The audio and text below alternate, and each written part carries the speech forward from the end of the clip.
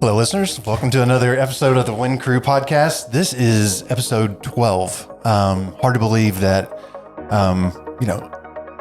sitting here for 12 sessions, it goes by pretty fast. And Alex McCubbin's with us today. So happy to have you back. You've obviously been on the pod several times. I'm excited today just to kind of recap. We won't touch on everything that we talked about over the last 12 weeks, but just as Ezra said yesterday, kind of put a bookend on the season and hopefully hit some highlights. Yeah, no, I'm excited, man. There's a ton of nuggets that, were dispersed out through these 12 sessions, and hopefully we can go over some of those highlights and kind of give everybody a recap. For sure. So week one, this was back in August of 23. You were on here. And one thing we preach a lot at the crew is not only winning, but just having a winning mindset. Yeah. And we had a lot of clicks and a lot of positive feedback on that episode that you were on. Talk a little bit about that winning mindset and how crucial it is in the real estate industry. Yeah, it is, because there's so much competition. Just here locally, we've got over 800 people on the board as agents, and there's a lot of, cutthroat business going on. And so you've got to have a winning mindset. You've got to have a calloused mind, but you also have to protect your mind. Everything that you put in your mind is going to probably impact your day, impact your business in some form or fashion. So just be very mindful of that. And then try and figure out how to have a winning mindset with everything that you do. So win-win scenarios, you might not always get your way, but if you can figure out something, some token towards a winning opportunity for you and your clients, I think that would be beneficial, which makes the job even more enjoyable as well. If all you do is mope around and, I didn't get this opportunity or I lost out on that one, that can be pretty damaging to your mind. But just making sure that you find the positivity in things, find that win-win opportunity, and, stay disciplined also. I think there's a big difference between motivation and discipline. Motivation gets you going, discipline keeps you going. And if you can have that discipline in your DNA, you're gonna find some wins for sure throughout your career. I think that starts in your personal life, or do you think that that's something that's learned through mistakes in the real estate industry? That's a good question. I think it's probably both, honestly. Some people just have that in their DNA. You look at like the big athletes of the world, like the Kobe's, the LeBrons, like all those people are super disciplined. But I think through their life, they probably experienced things or setbacks or things that didn't go their way that encouraged them to have more discipline. So, in real estate, you're going to get knocked down. You're going to get punched right in the face, and you're going to figure out how am I going to respond. And that's going to help build that discipline to make sure that you can continue through that and not have to throw in the white towel for the career. I think a lot of people probably experience that and throw in the white towel a little bit prematurely. There's a big dropout rate in real estate, but if people could just endure that little bit of a pain, get through it, build more discipline, I believe that they'd be able to have a more sustainable type of career. Yeah. When those challenges are presented to those that aren't strong, that's where the turnover comes from a lot. And, you can talk to, the changes in the market that we've seen over the past 2 years, especially with interest rates. That was obviously a huge challenge that we spoke about on the pod as well. Tell me about how your business had to shift from when interest rates were at 3%, and now we saw them up to 8-ish. Yeah, that's obviously a challenge that everyone faced. Yeah, I think, man, it becomes. We used to be order takers. It was, hey, this is Jim Bob over here at 123 Banana Street. Can I look at it? And you get there, and there's 15 other people there, so you're just taking orders all day. You really had to shift that into nurturing your clients and building a relationship with them, getting to know them. Feeding them knowledge. The more knowledge you have that you can pass on to your clients, the more trust they're going to have into you. And so, earlier on when the interest rates were, like you said, 3% or so, we could just show up and we could write a contract. Now you've got to work a little bit harder than that to be able to have an opportunity to write a contract through being there for them, building that relationship, like I said, and giving them the knowledge. I think a lot of people, we talked about the failure or the dropout, people just don't want to do that. I've said this on, I forgot what podcast it was, but microwave versus crock pot. Everybody wants microwave, but we have to learn how to deal with the crock pot side of things as well. You're going to have some microwave opportunities, some short-term opportunities, but the majority of real estate is going to be a nurture opportunity. You get a lead, you have to nurture that lead 6 to 9 months, and then you get to the finish line. And so many people just don't have the patience to do that. They just drop out of the business. Yeah. What's the longest you've worked with, let's say, a buyer client before they got to a closing table? Yeah. I don't have record of that. I'd say probably on and off for 2.5 years. Yeah. And that's showing homes and just staying in touch, checking in. Where's your credit score? Interest rates are changing. And I'll be honest with you, the reason why it took so long is, and they learned this too, but they found some homes that they loved. They were hesitant to pull the trigger on them. That home went under contract with somebody else, and then they had to restart the process. And so, sometimes you have to touch the stove, to get burned and learn that you're not supposed to touch the stove. And I think that a lot of buyers are probably experiencing that or have experienced that, where they found something they loved. The interest rates might not have been what they wanted, and so they waited, and then that house left the market, and now they're stuck, having to restart their race. And so, but that's part of it, being able to hold their hand throughout the whole process to get them to the finish line. Even though it took 2.5 years to get there, it was still extremely enjoyable. Yeah. And you stuck with them. I mean, I think that's what you're talking about is kind of that crock pot versus microwave mentality is, if you were all about the microwave, needed something now, you may have moved on from them. They may have moved on from you. So staying in front of them shows you how important that is, just building a relationship, being a good human. And they were great people, and we had that relationship. So I wanted to continue having that relationship with them and the friendship beyond real estate. So it made it easier because we did have the relationship. Now, if you're just getting, pulled around and, left unanswered voicemails or not return phone calls from your client, things like that, that might be a little bit different because it doesn't sound like you have the relationship there. But being able to get somebody that you care about to a finish line, that feeling that you get when you get to a closing table, you hand over the keys. I don't care if it takes 5 years. If you care about that person, it's going to mean something to you. For sure. That's definitely what separates the successful agents from maybe the ones that are struggling a little bit. Sure.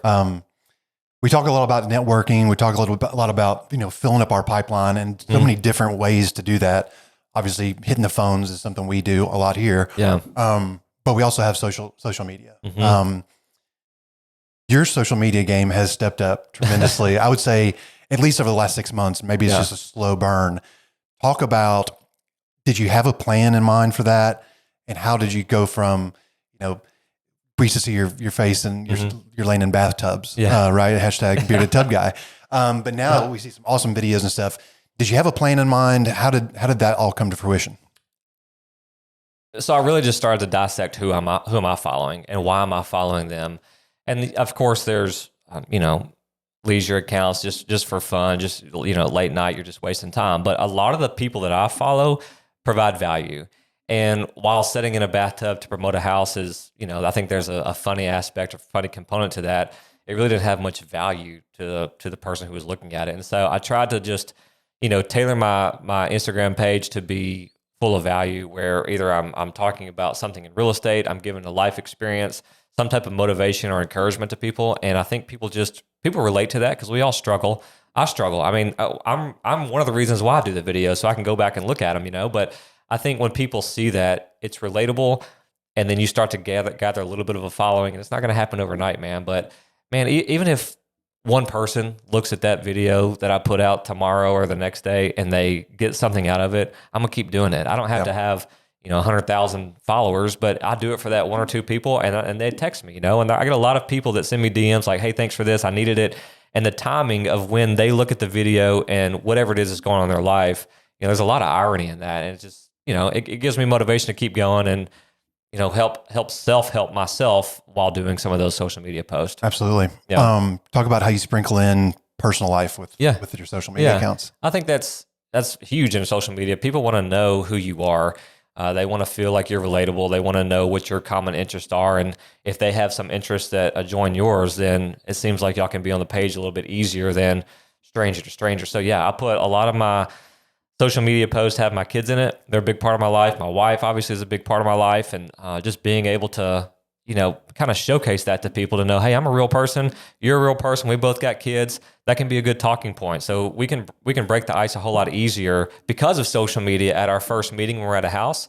And so we used to just I'll show you a house and we get there and I'm trying to kind of interview you and kind of, feel you out, figure out what your interests are. Now I can interview you on social media and know what your common, not habits, your interests, your hobbies, things like that. And then I can start talking to you about that when we get to the house, so we become more relatable, which helps with building that rapport. For sure. It's so true. And we were just talking about kind of that mixture of personal life versus business on your social media page. Mm-hmm. One of our most listened to episodes was with Julie Denton Price with Blue Cotton. And, the topic of the episode was balancing basically work and life. And the first words out of her mouth were, I'm sorry to do this, but there is no balance. Right. And that, I mean, this is my wife, and she actually just, a light went off in my head because it's so true. Yeah. What are some ways that if we can't have a balance, what are some ways that a listener, or maybe, you've already put into motion in your life, that you can have somewhat of an equilibrium with the work and life? So I agree with everything that she said, and that was a phenomenal podcast. You're never going to be in true balance, which means you've got, 50 work, 50 life. I think it starts with boundaries, though. Are you setting up boundaries as a professional real estate agent, or are you just wide open? I'm going to do anything at any time. And when you do that, you really start becoming, in an extreme out of balance. You might have to do that for your first year, 2 or 3 years to set the foundation in order to be able to have some flexibilities and freedoms to set those boundaries. But for me, I just try to be super intentional. If I'm at work, I want to be intentionally focused at work and present. If I'm at home, I want to be intentionally focused and present at home, with my kids. And so, of course, people are going to call after hours. And I think once you establish those boundaries, I think there's a respect that's given both ways.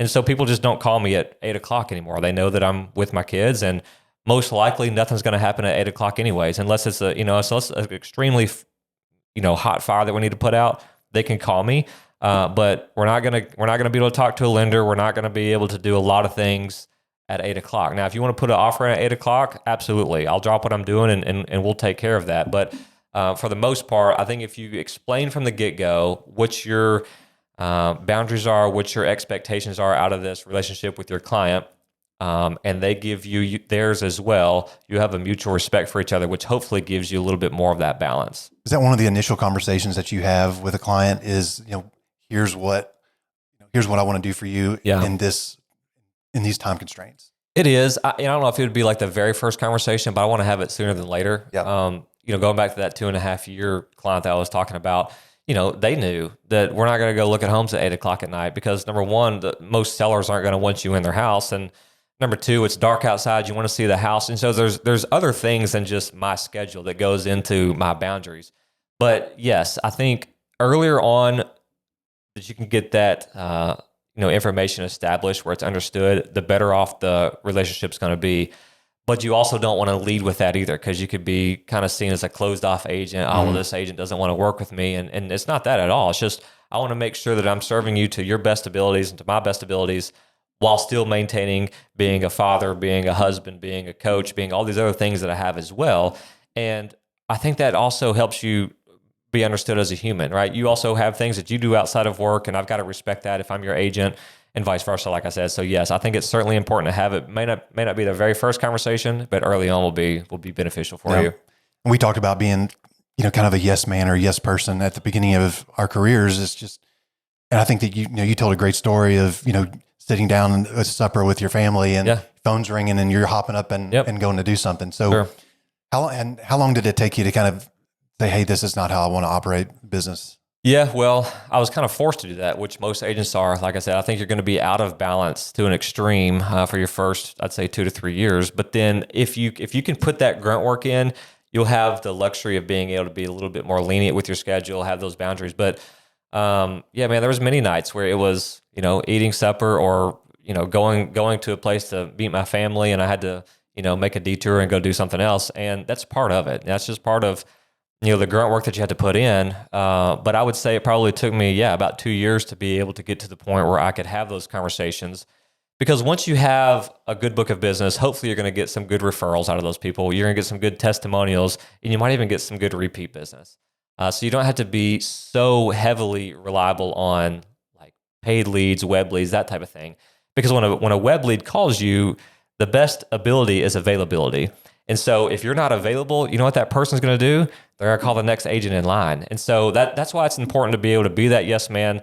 And that's where I set up boundaries with my family. I had conversations. The boys were extremely young, so obviously they weren't communicative with me. But my wife knew that, hey, I'm doing this now so we can have a better future.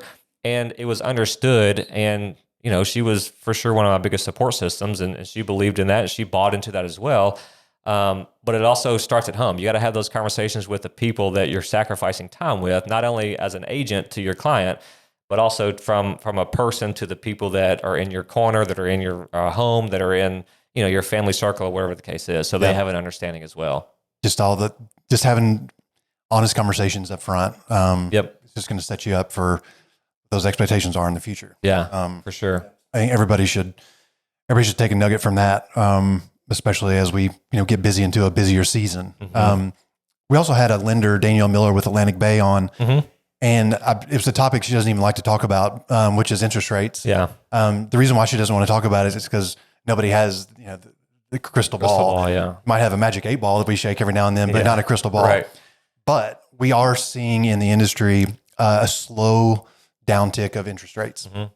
For people that have been on the fence or waiting, like you mentioned a little earlier, with your 2.5-year client, why should somebody not worry about interest rates right now? Go ahead and pull the trigger on the home of their dreams. Great question. And our team, we practice this, we role play it, we script it, and we probably get that same question 15 times a week. And so here's the thing, Ryan, if you believe that homes appreciate in price, today is always the best day to buy versus tomorrow. And there's 3 reasons why. Number 1, if the home continues to appreciate, you understand that the home's going to be worth more tomorrow than it is today. So the price will be more tomorrow than it is today. So today would be a great buy.